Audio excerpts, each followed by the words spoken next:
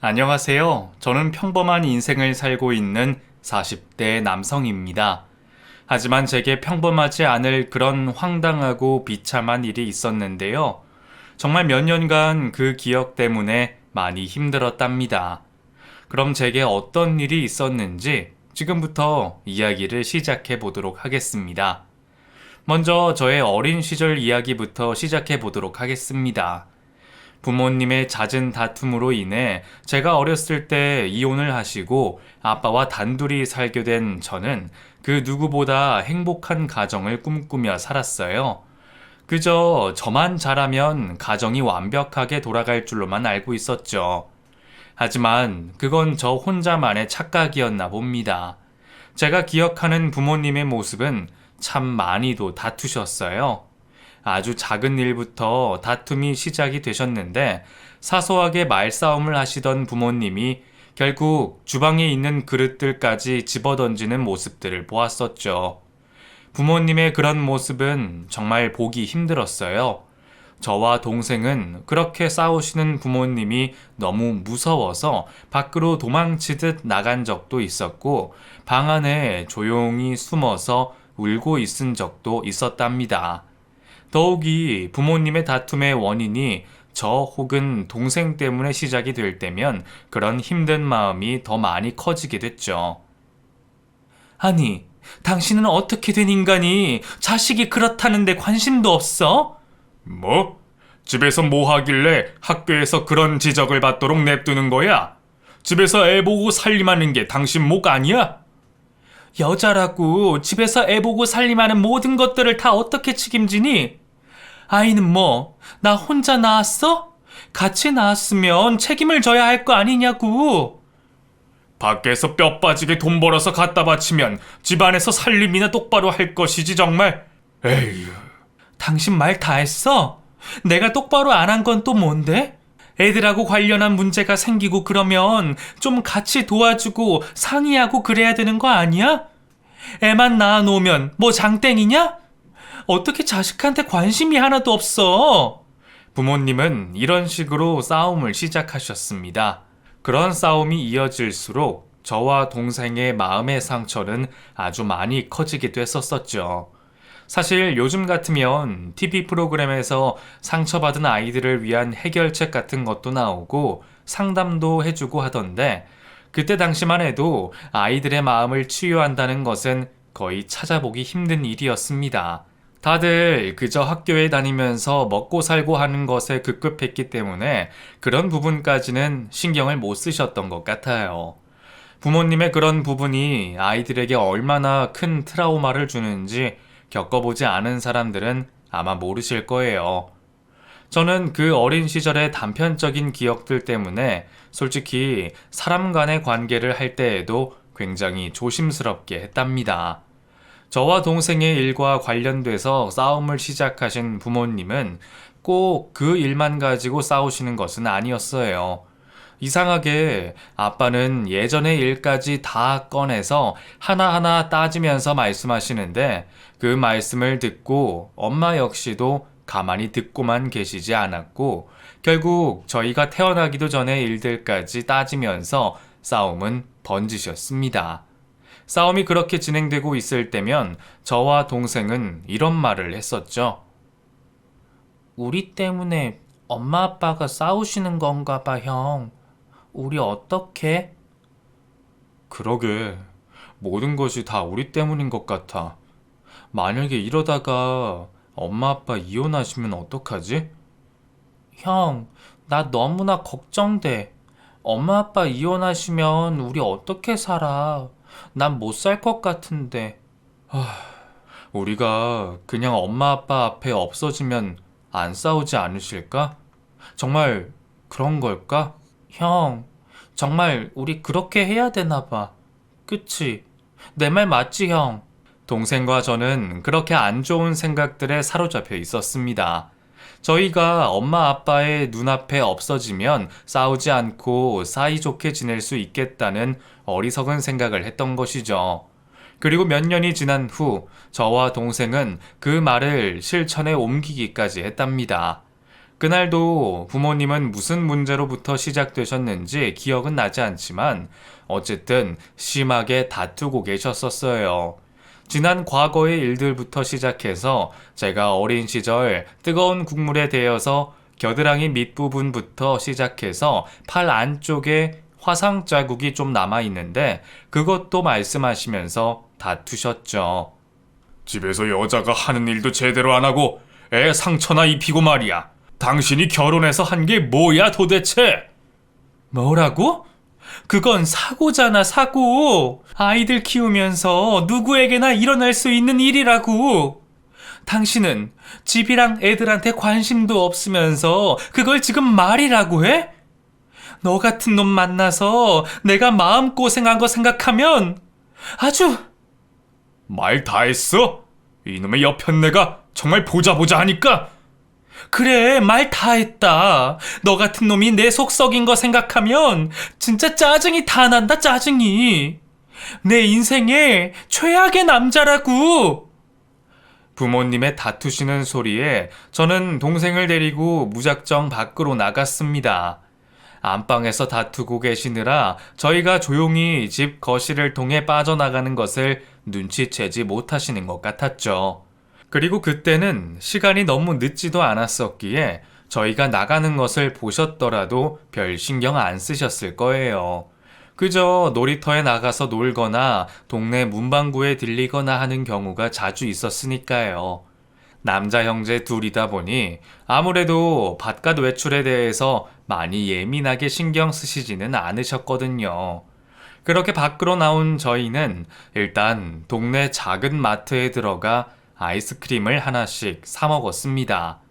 배는 별로 고프지 않았고 기분은 썩 좋지 않았지만 왠지 아이스크림 하나를 먹으면 기분이 나아질 것 같았거든요. 우리 아이스크림이나 사 먹자. 시원하고 기분 좋잖아. 응, 형.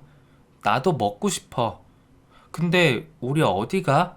어디로 가는 거야? 일단 먹고 얘기해보자. 어디든 뭐 갈 데 있겠지.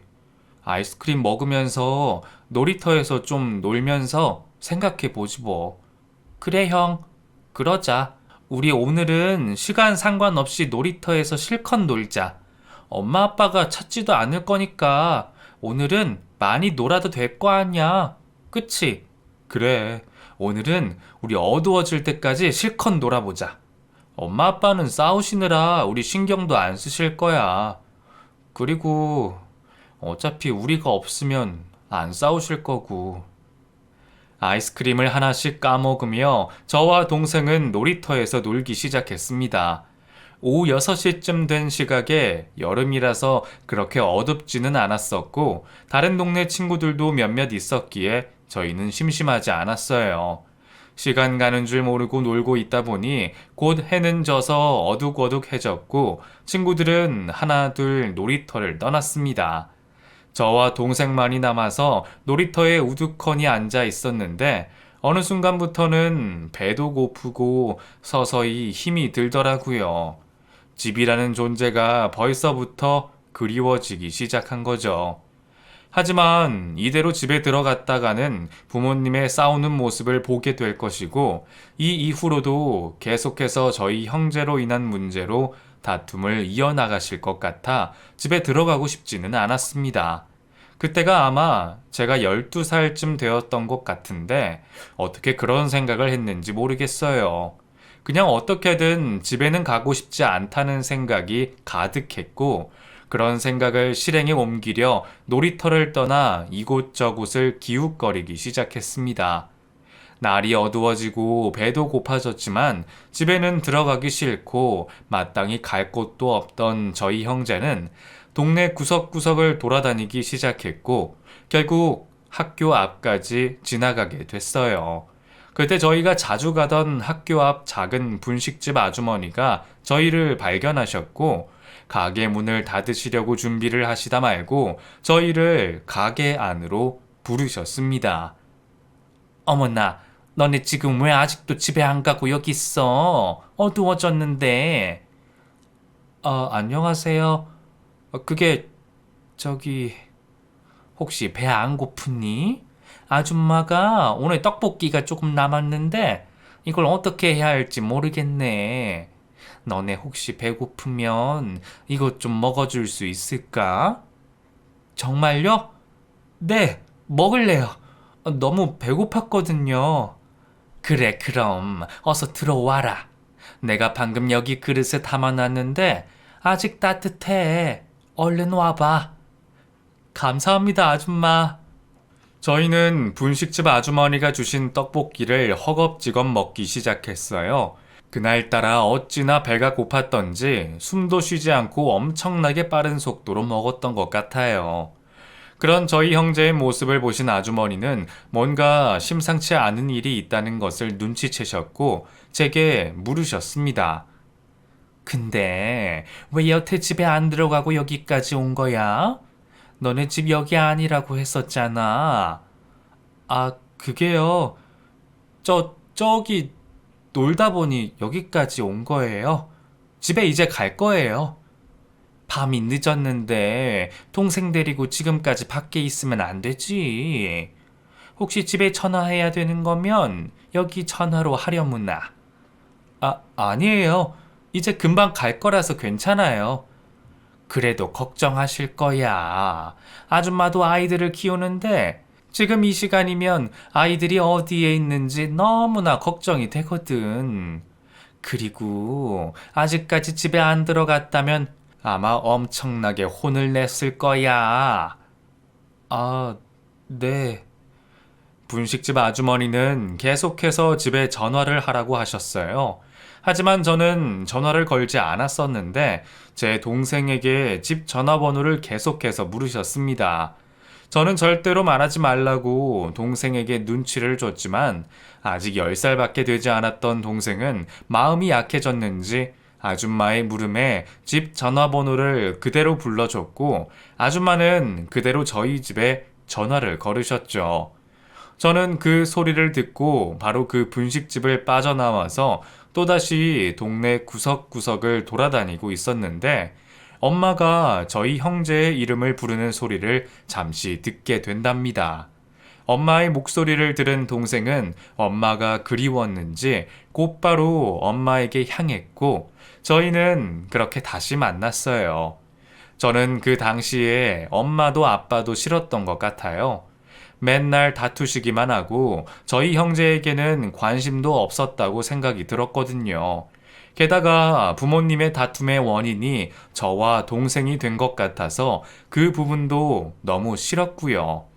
특별히 제가 문제가 있는 아이도 아니었는데 아주 작은 일만 생겨도 그 문제로 그렇게 싸우시니 저는 그런 것이 정말 싫고 힘들었습니다.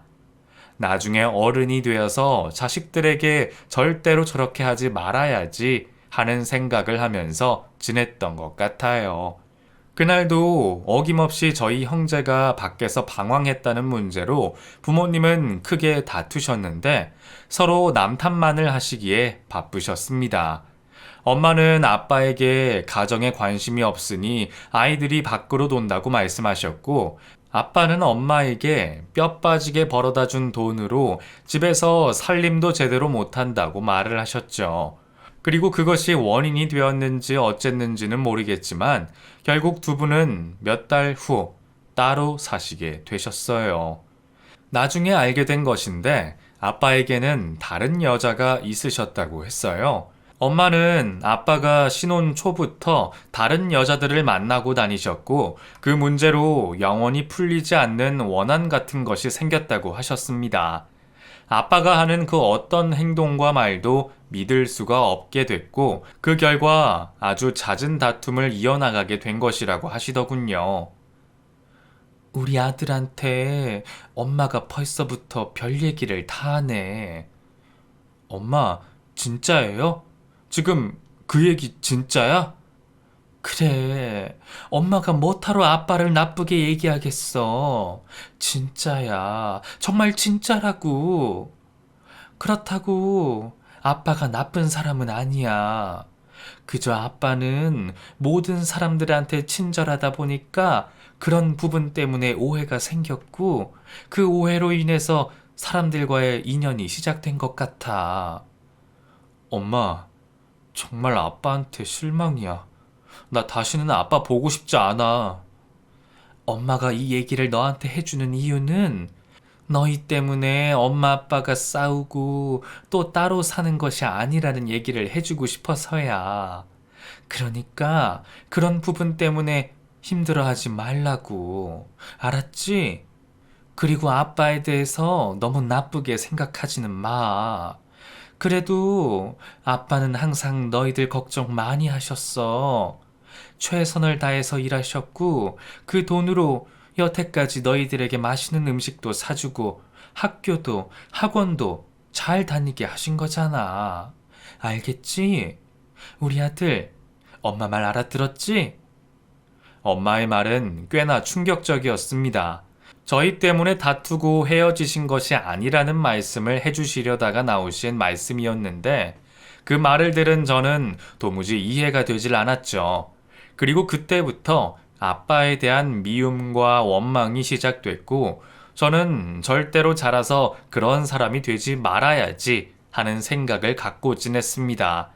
가끔 아빠가 집 앞으로 찾아와 저희 형제들을 만나셨는데 그때도 저는 기분 좋게 아빠를 마주해 지지가 않더라고요. 그냥 인상이 써졌고 좋은 말도 나오지는 않았습니다.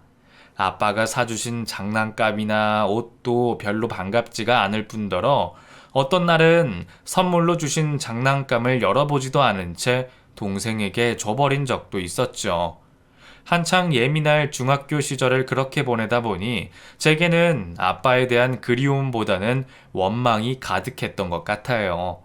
반면에 동생은 저보다는 아빠를 좋아했습니다.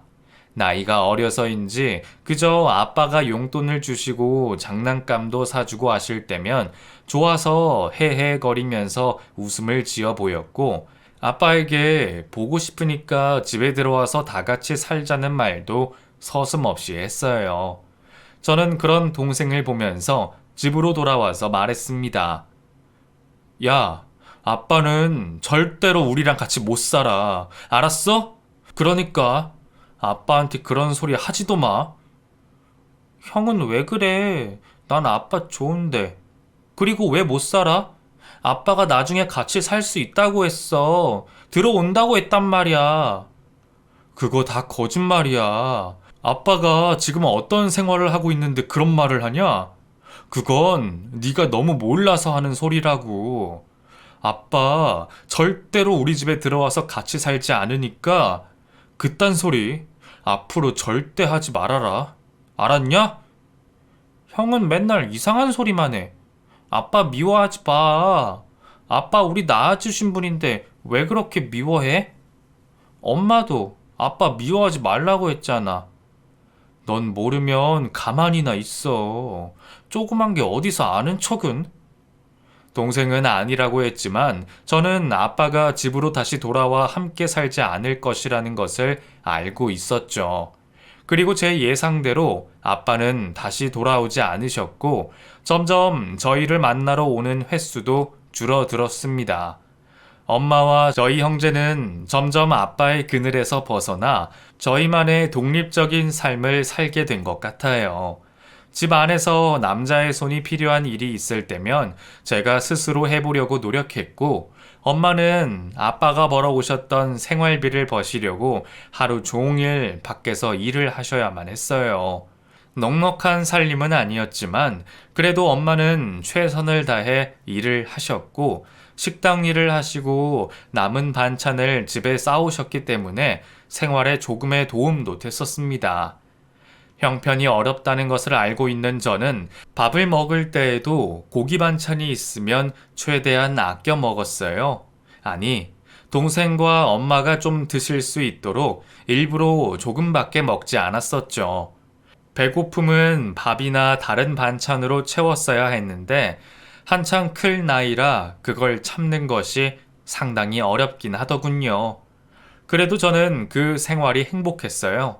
더 이상 부모님이 다투는 모습을 보지 않아도 됐고, 저와 동생이 눈치 볼 일도 별로 없었으니까요. 엄마가 하루 종일 집을 비우시니 설거지나 빨래 같은 집안 살림은 제가 많이 해야 하는 불편함 말고는 별다른 문제는 없었던 것 같아요. 가장 어려웠던 것은 저와 남동생의 교복을 빨아야 하는 일이었는데 특히나 여름 하복은 반팔에 땀도 많이 묻었기 때문에 매일 빨아야 하는 것이 귀찮고 힘들었답니다. 그런 학창 시절은 제게 많은 것을 배우게 해줬어요. 무슨 일이든 힘이 들어도 포기하지 않을 수 있게 됐고 집안일을 하는 실력도 엄청나게 늘게 됐죠. 남자지만 밥도 하고 청소도 빨래도 꽤나 잘 할 줄 아는 그런 성인이 됐었어요. 그러는 사이 동생은 군대를 가게 됐고 저는 군 제대 후 어엿한 직장인이 되어 있었습니다. 저희를 위해 너무나 열심히 일을 하셨던 어머니는 어깨가 안 좋아지셔서 더 이상 식당 일은 하지 못하셨고 밤마다 통증을 호소하셔서 결국 어깨 수술까지 받게 되셨어요. 얼마나 식당 일이 고되셨으면 어깨가 고장이 날 정도로 되셨는지 너무나 가슴이 아프더군요. 그런 어머니를 위해서 앞으로 남은 여생은 힘들지 않게 효도를 해드려야겠다는 생각을 하게 됐습니다. 아버지는 어머니와 이혼하신 후 재혼을 하셨다가 또 이혼을 하셨다고 하더군요. 워낙에 여자들에게 인기도 많았고 여자를 좋아하시던 분이셨는데 엄마와의 이혼을 하자마자 바로 다른 여자와 함께 사시면서 성급하게 결혼을 하셨는데 뭐 정확한 이유는 모르겠지만 또 한 번 이혼을 하셨다고 하시더라고요. 간혹 연락이 와서 동생과 함께 만나기도 했고 제가 군대에 있을 때는 혼자 면회를 오시기도 하셨습니다. 아버지도 몰라보게 늙고 수척해진 모습이셨는데 그렇게 변한 아버지의 모습을 보니 이전에 있던 원망과 미움이 점점 사그라드는 것 같더라고요. 군대에 있을 때 아버지가 면회를 오신 날이 아직도 기억에 생생해요. 우리 아들 정말 많이 컸구나. 군생활 하는 거 안 힘들어? 할만해? 뭐, 그렇죠. 남들도 다 하는 건데요, 뭐. 혹시 누가 뭐 괴롭히고 그러는 사람이 있으면 숨기지 말고 꼭 얘기해. 알았지?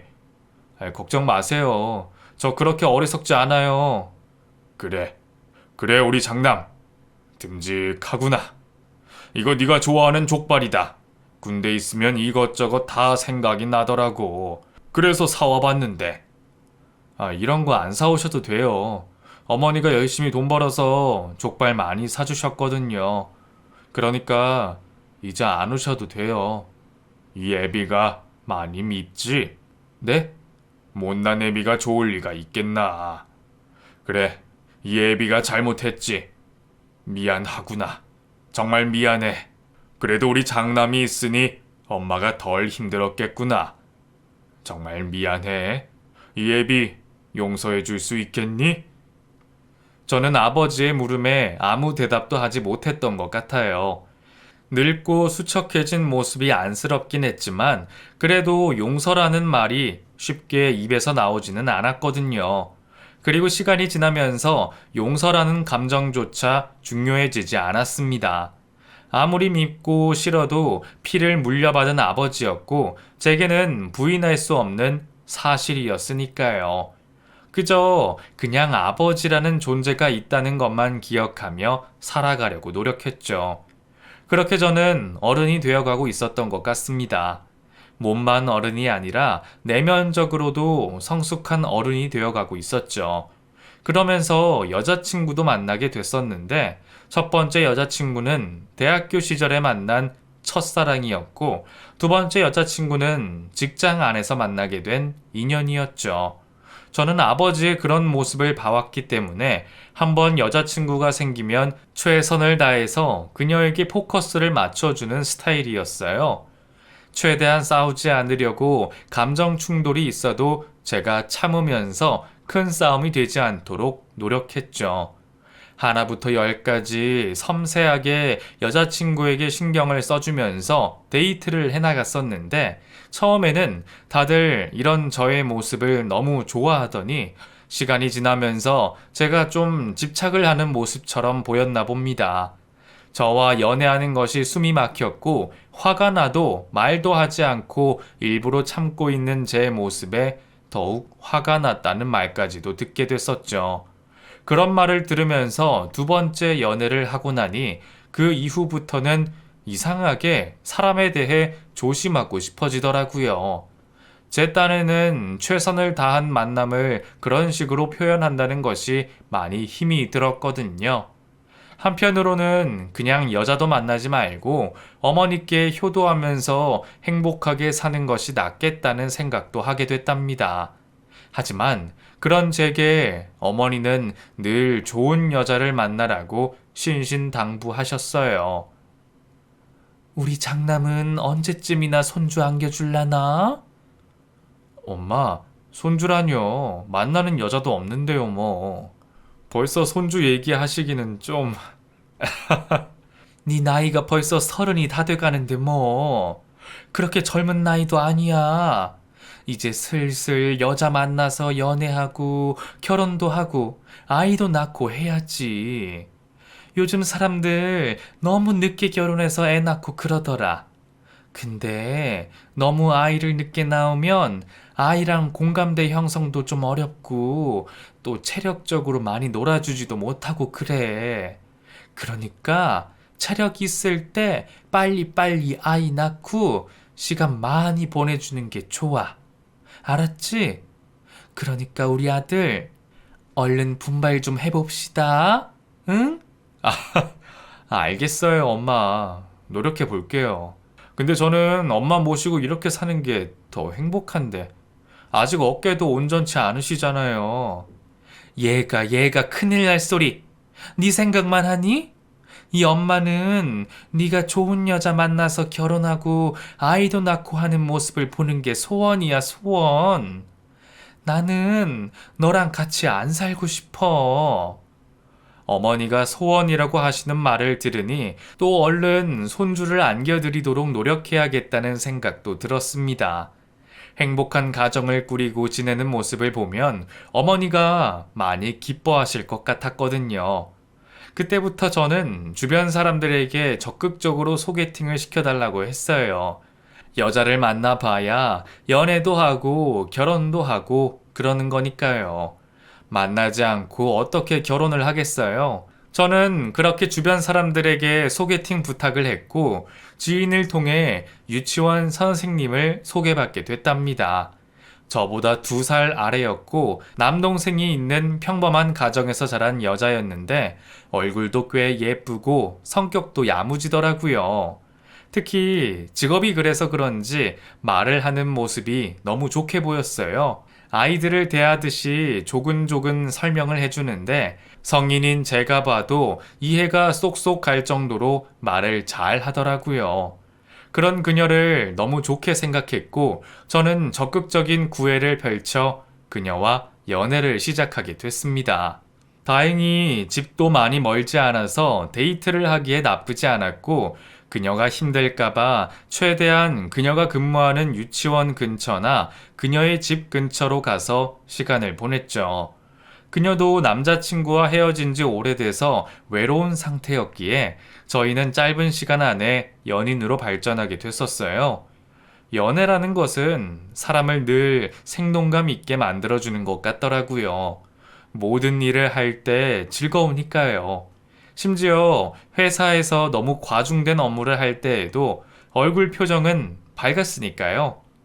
이런 제 모습을 본 직장 동료들은 제게 분명히 좋은 일이 있다는 말을 하면서 그 일이 연애일 것이라고 추측을 하더라고요. 눈치를 챈 친한 직장 동료에게 그녀를 소개시켜 주면서 저희는 더욱 즐거운 연애를 이어갔습니다. 그녀 역시 자신의 남동생과 남동생 친구를 소개시켜 줬는데 남동생 친구 역시 워낙 어렸을 때부터 가족같이 지내서 그런지 친동생 못지않게 그녀를 잘 따르더군요.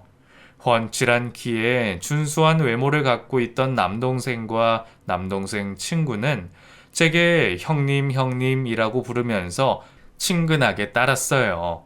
저는 그런 그들이 참 보기 좋아서 술도 밥도 많이 사줬고 주변에 괜찮은 여자도 소개시켜주면서 굉장히 가깝게 지냈습니다. 여자친구 역시 이런 저희의 모습을 보기 좋게 생각하더라고요. 오빠, 너무 고마워. 얘네 둘 빨리 짝지어줘야 내가 마음이 편해, 정말. 그래, 나도 최대한 알아볼게. 자기는 든든한 동생들이 두 명이나 있어서 좋겠다. 너무 든든하겠어. 그래, 정말. 얘네 둘이 워낙에 어렸을 때부터 나랑 친하게 지내서 이제 진짜 가족 같아. 든든하고 기분 좋고 그렇다? 이제는 얘네 없으면 나 어떻게 살아가야 되는지 모르겠어. 저는 그렇게 여자친구와 동생, 그리고 동생 친구까지 매우 가깝게 지내면서 행복한 연애를 즐겼어요.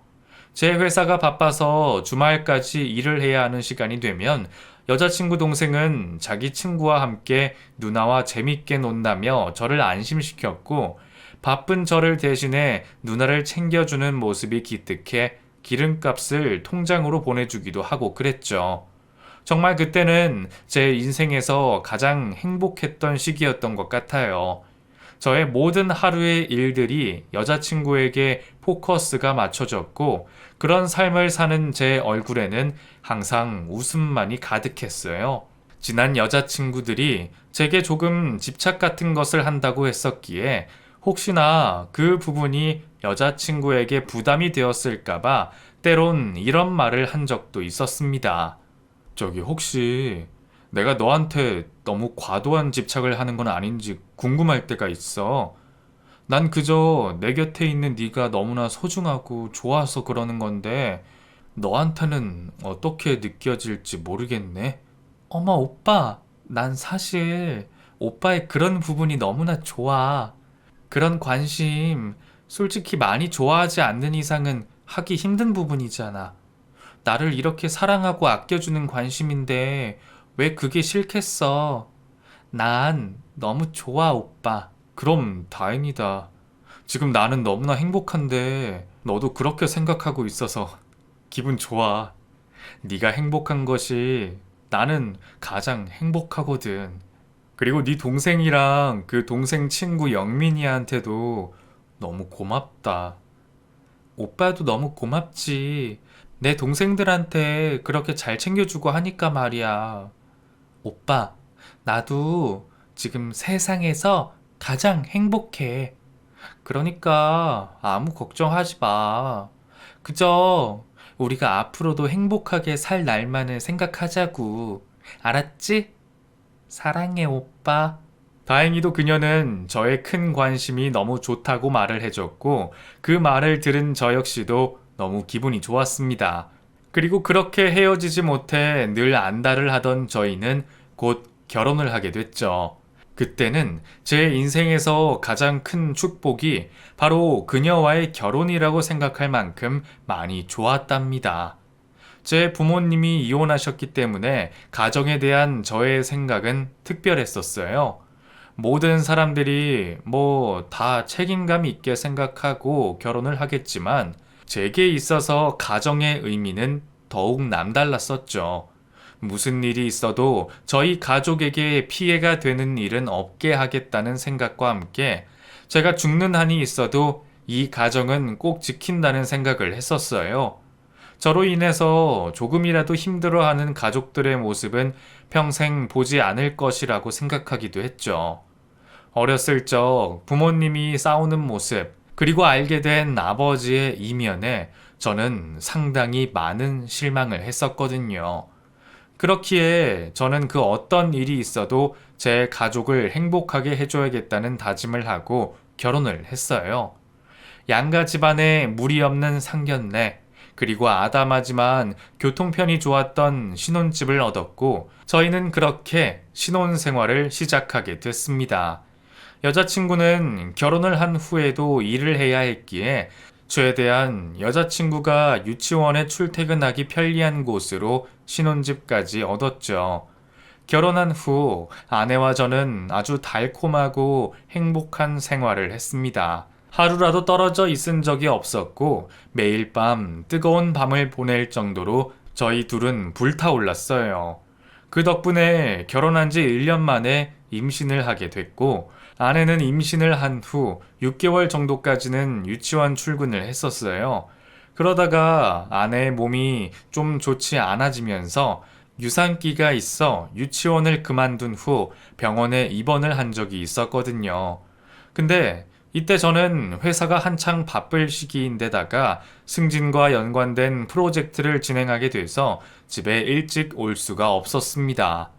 마음은 항상 아내에게 향했었는데 그렇지 못한 현실 때문에 너무 가슴 아팠던 시절이었죠. 그때 저는 아내의 동생 친구인 영민이를 떠올렸어요. 그 친구는 그 당시 시간적인 여유가 있었고 다른 일자리를 찾아보려고 하던 와중이었거든요. 워낙에 친누나처럼 잘 따르고 저도 좋아하던 동생이라서 그 친구에게 아내를 부탁했었어요. 저기 영민아, 내가 부탁 하나 하려고 하는데. 네, 말씀하세요, 형님. 형님이 말씀하시는 건 뭐든지요. 저기 지금 누나가 좀 힘들어. 얘기 들었지? 뱃속에 아기가 유산기가 있고 그래서 말이야. 근데 내가 너무 바빠서 누나한테 신경을 많이 못 쓰네. 네가 좀 누나 좀 자주 들여봐 주고 하루 종일 집에 있느라 기분도 다운되고 할 텐데 밖에 나가서 맛있는 것도 좀 사주고 그러면 안 될까? 내가 카드 줄 테니까 그걸로 누나 좀 챙겨주라. 응? 아이, 형님, 그 정도야 충분히 할 수 있죠. 제가 힘들고 그런 시절에 누나한테 얼마나 도움을 많이 받았는데요. 그 정도는 제가 충분히 해드릴 수 있죠. 걱정 마세요, 형님. 그래, 너무 고맙다, 정말. 영민이는 가족 같은 사람이야. 어쩌면 내 동생보다 더 가깝게 느껴지는구나. 그럼 부탁 좀 할게. 그렇게 저는 영민이라는 아내 남동생 친구에게 부탁을 했고 제 카드를 건네줬습니다.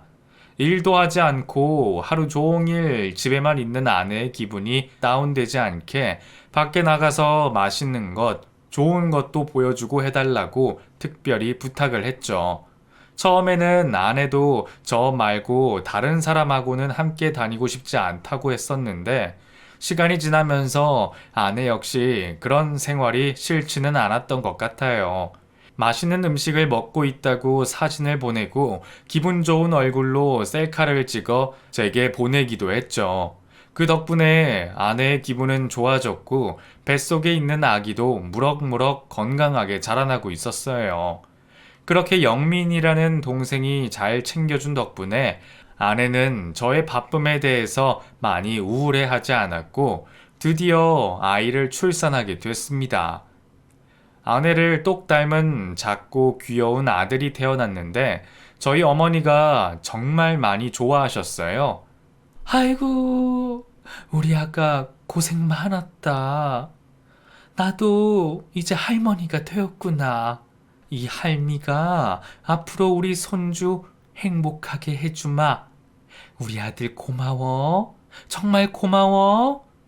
제게 고맙다고까지 말씀을 하시며 기쁨의 눈물을 흘리시는데 어느새 제 눈시울도 붉어지더라고요.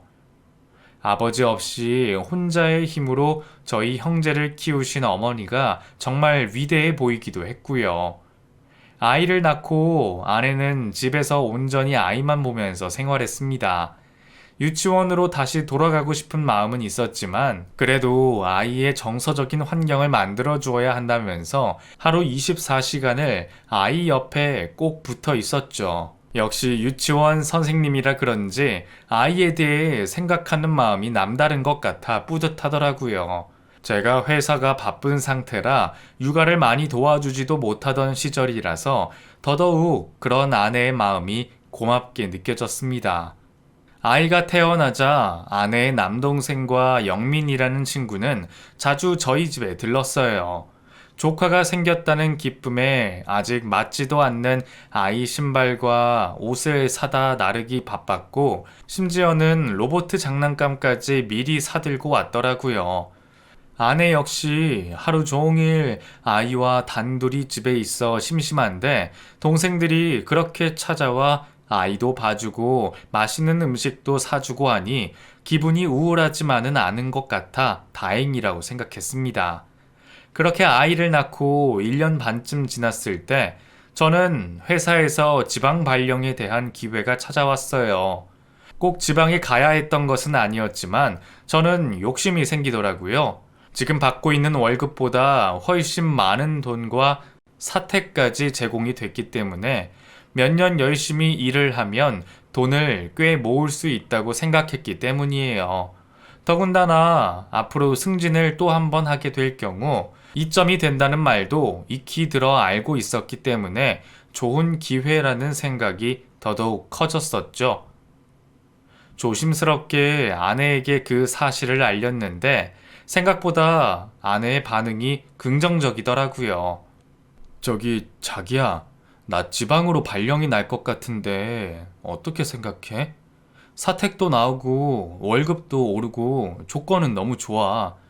단지 우리가 주말 부부로 지내야 된다는 단점이 있어서 그게 좀 망설여져. 그래? 조건도 좋고 그러면 굳이 나쁠 것 같지는 않은데. 지금도 뭐 아침에도 거의 못 보고 밤에만 잠깐 보는 건데 주중에는 좀 떨어져 있어도 괜찮을 것 같아. 정말? 아니 나는 당신이 혼자 아이 키우고 그러는데 내가 도움도 못 되고 그래서 그렇지. 괜찮아 여보. 영민이도 자주 와서 도와주고 나 생각보다 견딜만 해. 정말이야. 그렇다고 어디 외국에 나가 있는 것도 아닌데 뭘. 걱정하지 마, 여보. 외롭지 않게 잘 지내고 있을게. 고마워, 자기야. 이해해줘서. 내가 진짜 열심히 벌고 아껴 쓰고 해서 우리 아들 크기 전에 얼른 집도 장만하고 그럴게. 나 믿어줘. 난 정말 우리 가족 세상에서 가장 행복하게 해줄 거야. 아내의 긍정적인 반응에 저는 지방 발령을 선택했고 그렇게 무려 3년간이나 주말 부부로 살게 됐습니다. 주말 부부라는 것이 처음에는 정말 너무나 힘이 들더라고요. 아내와 아이가 보고 싶어 미쳐버릴 것 같았고 하루 종일 일을 하고 불 꺼진 집에 홀로 들어와 밥을 차리는 일도 너무나 힘들고 지쳤습니다. 더욱이 TV가 아니면 집안에 숨소리 하나 없는 것도 사람을 외롭게 만들었는데 그럴 때마다 저는 아내에게 영상통화를 걸었었죠. 전억이 넘어 보이는 아이의 모습과 아내의 얼굴을 보며 하루하루 적응해 나가려고 노력을 했습니다. 그 덕분에 점차 저희 생활은 안정을 찾아 나가기 시작했어요. 아내 역시 제가 힘들다며 주말에 영민이라는 동생 친구의 차를 얻어 타고 직접 내려오기도 했습니다. 저는 그때도 얼마나 그 친구의 존재가 고맙던지 아내보다도 4살이나 어린 친구의 마음 씀씀이가 어른 같아서 너무 든든하더라고요. 가끔 주말에 행사가 있을 때는 만나지 못했지만 그래도 저는 가족에 대한 변함없는 사랑을 가지고 최선을 다해서 일을 했습니다. 더욱 좋은 집으로 이사를 가서 가족이 안정적으로 살아갈 날만을 꿈꾸며 그렇게 일을 했죠. 그로부터 3년 정도가 지나면서 아이는 아주 많이 성장을 했어요. 5살이 막 되었으며 말도 아주 잘하는 똘똘한 아들로 자라났죠. 그리고 그 집 주변에는 새로운 건물들이 생기면서 마트와 세탁소, 빨래방 등의 가게가 오픈을 했고 아내도 자주 그곳들을 이용한다고 했습니다. 그러던 어느 날 주말, 저는 집으로 올라와 아들과 단 둘이 잠깐의 데이트를 즐겼어요. 사실은 주말 시간을 이용해 친구를 만나러 간다는 아내의 말에 아들과 단둘이 있게 된 것이죠. 아들을 데리고 집 앞 새로 생긴 마트에 들러서 아이스크림을 비롯해 이것저것 장을 보고 나오는데 마트 계산원이 저희 아이를 잘 알고 있는다는 듯이 말을 하더군요. 어머나 민서야, 오늘은 엄마 아빠랑 같이 안 왔네? 삼촌이랑 같이 온 거야? 제 아들에게 삼촌이랑 같이 왔냐는 말을 물은 그 계산원을 저는 어리둥절하게 쳐다볼 수밖에 없었습니다. 분명히 이렇게 제가 아빠인데 누구 보고 삼촌이라고 하는 건지 도통 이해하기가 힘들었거든요. 하긴 이 마트는 제가 주말 부부를 하면서 거의 오지 않았던 곳이에요. 와봤자 아내가 아이를 데리고 오기만 했을 것 같아 뭔가 착각을 하셨다고 생각을 했죠. 그런데 그런 계산원의 물음에 아이의 행동이 더 이상했습니다. 제 아들은 5살 또래의 아이들에 비해 말도 빨랐고 똘똘했기 때문에 분명히 그 물음에 대해 대답할 수 있었는데도 대답을 하지 않으면서 손가락으로 입을 막고 쉿 하는 행동을 취해 보였어요. 너무 황당한 나머지 저는 일단 아들을 데리고 그 자리를 빠져나왔습니다. 뒤로 계산을 하려는 사람들도 서 있었고 뭔가 좀 이상하다는 느낌이 팍 들었기 때문에 아이와 얘기를 좀 하고 싶었죠. 아이를 마트에서 데리고 나와 물었어요. 민서야, 저 아줌마 잘 아는 사람이야? 응, 우리 여기 아주 많이 와서 잘 알아. 오늘만 아저씨하고 온 거고. 응? 뭐라고? 아저씨? 아니야. 아저씨 아니야. 아빠. 아빠 미안해. 아니, 민서 지금 뭐라고 했어? 혼내는 거 아니니까 괜찮아. 말해봐. 엄마가 말하지 말랬어. 절대로 안 된댔어. 아저씨한테 말하면 다시는 아빠 못 만난다고 했는데. 엄마가? 엄마가 그렇게 말했어? 내가 아저씨라고? 응, 아저씨라고 했어. 근데 아빠라고 부르라고 했어. 안 그러면 많이 혼난다고. 주말만 보는 가짜 아빠. 저는 순간 제 귀를 의심했습니다. 혹시 제가 잘못 들었나 싶어 몇 번이고 재차 물어봤지만 아이의 대답은 똑같았어요. 정신을 차리고 아이를 설득해 다시 물어봤어요. 그래, 그럼 아저씨가 물어볼게. 엄마한테는 비밀로 할 거니까 꼭 대답해줘. 그럼 아빠가 누구야? 아빠 이름 알아? 응, 아빠 이름 알지. 우리 아빠는 영민인데. 박영민. 뭐? 그거 누가 그렇게 알려준 거야? 응? 민서야. 엄마랑 아빠가 알려줬어. 박영민이 내 아빠라고. 아저씨는 토요일에 잠깐 보는 가짜 아빠라고 했어. 근데 말하면 혼난다고 했어. 유치원 선생님 출신의 아내는 철저하게 아들에게 거짓을 주입시키고 있었던 모양이었어요. 하나씩 알게 된 아이의 말에 저는 너무 충격을 받아 그 자리에서 아무것도 할 수가 없었습니다. 집에 들어갈 수도 없었고, 아이를 혼낼 수도 없었고, 또 아내에게 물어볼 엄두도 나지 않더군요. 그토록 제가 지키고 싶었던 가족인데 말이죠. 온몸이 부들부들 떨리고 식은땀까지 났던 저는 일단 아이를 데리고 집으로 향했습니다. 그 밖에서 제가 할 수 있는 일은 아무것도 없었으니까요. 그리고 나서 저는 아내 동생인 처남에게 전화를 걸었죠. 처남은 제 이야기를 듣고는 처음에는 믿지 않았습니다. 어렸을 때부터 가족처럼 지냈기에 뭔가 오해가 있을 것이라는 말만 했으며 절대로 그런 일은 없을 거라고 말을 하더군요.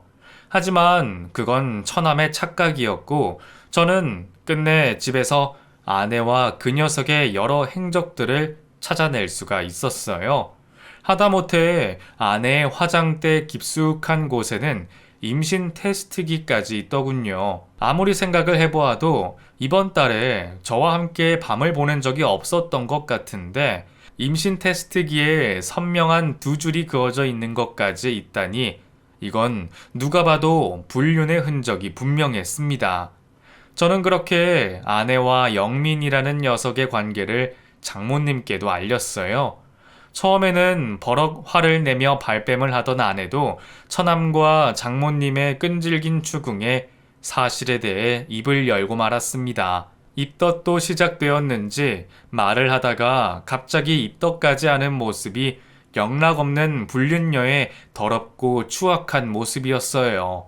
도대체 제 아이한테 어떻게 주입을 시켰기에 아이가 그런 말을 아무렇지 않게 하다니 너무 화가 나서 미쳐버릴 것 같았습니다.